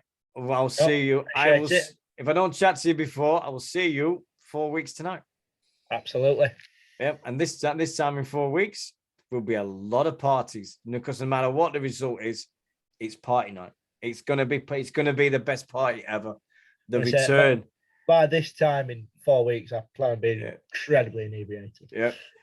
People said the return of the Mac. Some people say return of the Jedi. Some people say return of everything. In 4 weeks, it's return of shit. Return of the Eagles. Hashtag the Eagles are coming home. We're on the stretch now, boys.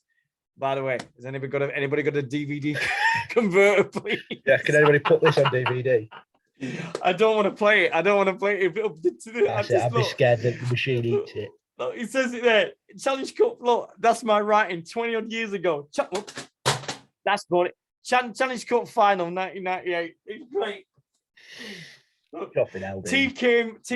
TDK. Who remembers them? Right. Anyway, good. Take care, guys. We'll see you next week. Take care. Have a wonderful week. Come on, Eagles, on Friday night. Let's show Lee what we're made of. Take care, mate. Thanks a lot. Take care of yourself. Cheers, and you. Bye-bye, mate. Bye-bye. Bye-bye, everyone.